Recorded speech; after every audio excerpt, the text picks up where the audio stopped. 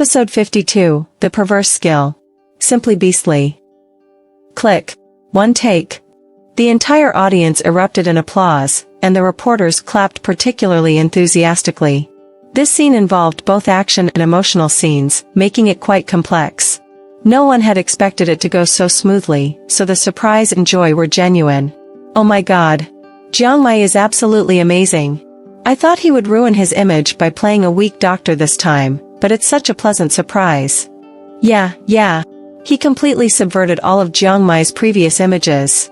I don't care who the male lead is now, I just want to see more of our Dr. Sun scenes. Especially that last line, I am your man, it was so heartfelt. I feel the same way. Whenever Jiong delivered similar emotional lines to the female lead before, I always felt something was missing. Now I finally know, it's emotions. This time, Jiong is acting with genuine emotions. On the sidelines, director Gui Qixing was almost crying with excitement, hugging the assistant director. It was too touching. Never expected it to go so smoothly. The journalists' reactions were also excellent. It was truly an auspicious start. In the resting area, Jiong proudly hummed, "How about that? I told you there wouldn't be any problems. Those busybodies worried for nothing." Ningxi looked disdainful and gave a dismissive humph. "That's because I'm the one acting with you. If it were someone else and you were in this sorry state today, at least they'd have to cut 20 times. Do you believe it? Don't flatter yourself. If it were someone else, I'd probably only need to cut 19 times. Jiong replied nonchalantly. Of course, he was so carefree because he knew it was Ningxi acting with him. He was not stupid. Ningxi's biggest skill was not only dominating scenes, making you cut repeatedly, but also instantly immersing the other person in the scene and allowing them to get it right in one take. Tisk, Ning Xiao, your skill is really perverted. You're the pervert. As the two bantered back and forth, Lei Ming and Lin Zhizhi walked in. Lei Ming was also excited, happily handing drinks and snacks to Jiong Not bad, Mai, you did great today. It exceeded my expectations. You must continue to keep it up. Seeing Jiong being praised, Ningxi became unhappy. Like a child asking for candy, she looked at Lin Zhizhi. Sister Zhizhi, what about me? What about me? Although Lin Zhizhi wasn't as excited as Lei Ming, she seemed quite satisfied. Not bad. But don't take it lightly, your major scenes are in the next one. I know. Getting the 3 words, not bad, was already satisfying and made Ningxi very happy. Jiong on the side, glanced at Lin Zhizhi, turned his head away, and muttered softly, didn't expect it, the tigress has become so gentle after not seeing her for a few years. I've never seen you be so gentle to me before. At this moment, Lin Zhizhi finally looked at him, expressionless. Put yourself in my shoes. If you were in my position back then, would you be gentle to yourself? Jiong choked. Damn it. Was he really that troublesome back then? Come to think of it, if he were Lin Zhizhi, he would have wanted to beat himself up. By now, the reporters outside were all eager to interview Ningxi and Jiong. However, the director stopped them, saying that there would be ample time for interviews after the shoot was over. Everyone quieted down. After a brief break, the second scene began. Why was this scene considered the major one? Because it was the most heart-wrenching scene in the entire drama, the grand climax of the entire series, a crucial turning point before Meng Chang'e entered the palace for revenge. This turning point was crucial, directly affecting Meng Chang'e's character development in the latter part of the drama and the audience's perception of her. Due to the vast difference in military strength, Meng Chang'e lost this battle. She watched helplessly as her loyal subordinate, who had faced life and death together with her, was killed by the enemy, his neck broken under the hooves of a horse. She witnessed her beloved younger brother beheaded and his head impaled on a sword, humiliated by the enemy. Separated from Sun Huanqing in the chaos of battle, when she finally found him, it was to witness him pierced through the heart by enemy arrows. Even a chance to bid farewell was denied. Huanqing. The last string in Meng Chang'e's heart snapped. Her eyes filled with fury as she rushed over, crawling desperately on the ground. She sat on the ground, staring blankly at the lifeless body riddled with arrows, emitting a desperate scream, ah! 2 streams of hot tears rolled down her blood-stained cheeks. Ningxi's explosive performance was incredibly captivating, immersing everyone on set in the scene. All hearts were gripped with tension. In the next moment, Meng Chang'e rose with her sword, wildly fighting the remaining enemy soldiers. Due to Meng Changa's fierce and terrifying aura, the enemy, despite their greater numbers, became timid. In the end, nearly 100 men were systematically slaughtered by her.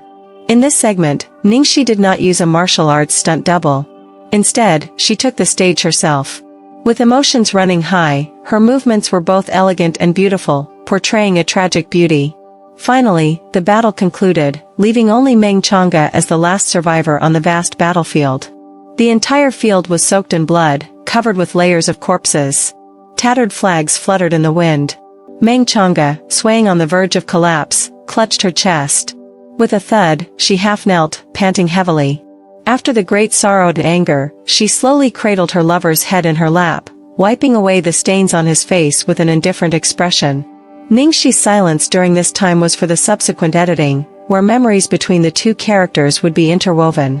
Even without those memories, the silence did not feel abrupt. Instead, it allowed everyone to recall the subtle changes in her expression, reminiscing about every moment she shared with Sun Huanqing since they met.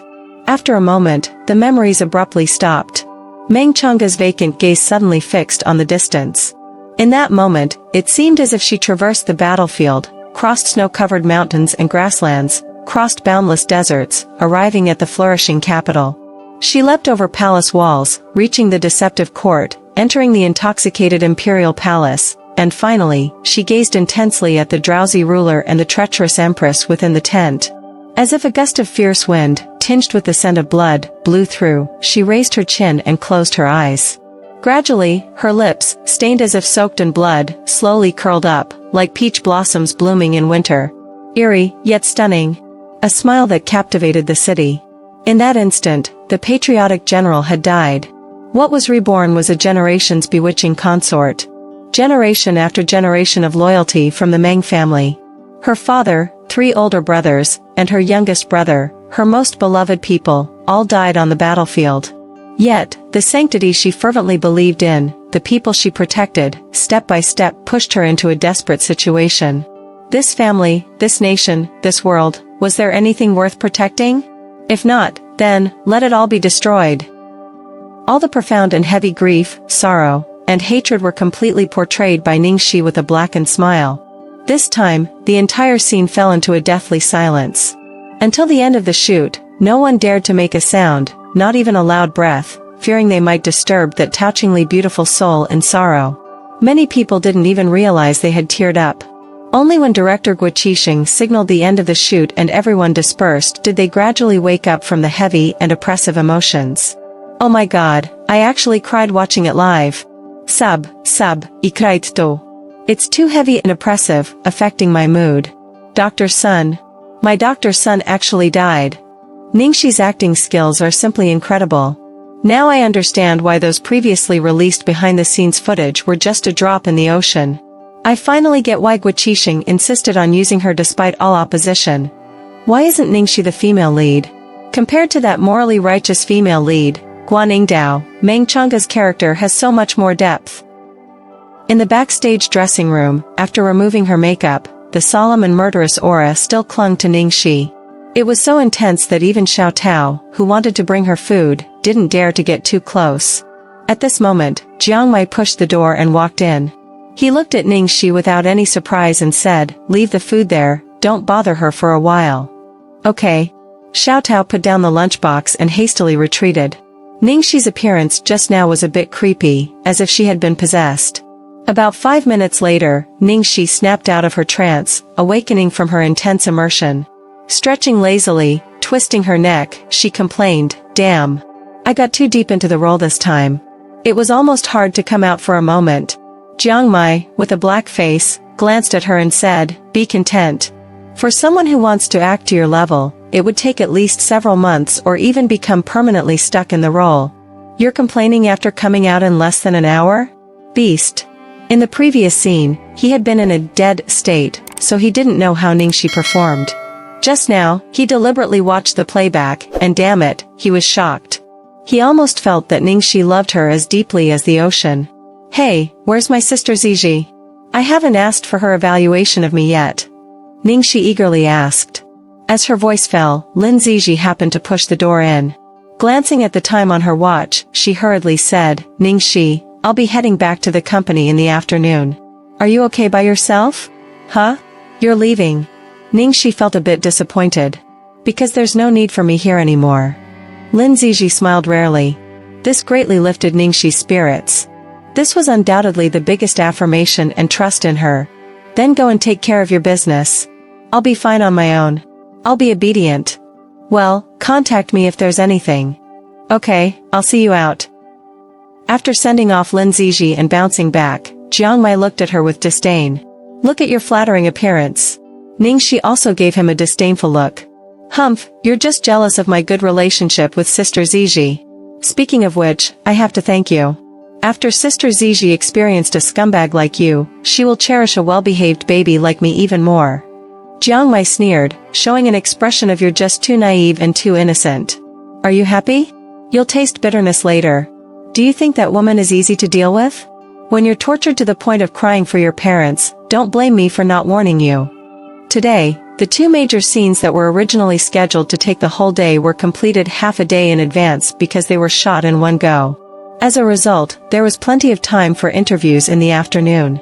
Ningxi and Jiong Mai were quite cooperative, answering every question asked by the journalists. The reporters were considerate and didn't touch on overly sensitive topics. Seeing the positive atmosphere, after covering topics related to the drama, the journalists began to probe into some personal questions. Reporter, Mai, there's a question that seems to be asked every time, and I can't help but ask it again this time. What type of girl do you like? In reality, would you like a girl like Meng Chang'e, who is more proactive and dominant? Jiong Mai rested his chin on his hand and thought for a moment. I used to like the gentle and dependent type. As I grew older, I find that girls like Meng Chang'e, who are proactive and strong, are brave and real. After asking Jiong Mai, the reporter smoothly turned to Ningxi. What about you, Ningxi? In reality, what type of man do you like? Or, can you share your criteria for choosing a partner with everyone? Ningxi felt a bit headache because this was a very conventional question but difficult for her. As someone who adhered to the idea of not getting married, she had never thought about criteria for choosing a partner. How could she have standards? However, in that split second when the reporter asked the question, a figure flashed through her mind unexpectedly. Shaking her head to clear her thoughts, she focused and answered the reporter's question. As for my criteria for choosing a partner, it should be someone close to my age, sharing similar interests, and having common goals and aspirations. Luckily, she was prepared for this question and answered according to the rehearsed lines. Well, this answer wasn't perfunctory, and it made sense. It shouldn't have any flaws. However, at this moment, an excited female journalist next to her exclaimed, so, at least two criteria match with Mai. First, Mai is close to your age, and third, you're both actors, so you must share common goals. As for the second criterion, although we're currently unsure if your usual hobbies are the same, with these two matching, the possibility of having similar interests is quite high. Ningxi's mouth twitched slightly. Trying to diffuse the situation with a smile, she pushed it back. Hee, there are actually quite a few who fit these criteria. The key is still fate. Jiong Mai, on the side, jokingly continued the topic, don't listen to her explanations. She's just trying to cover up.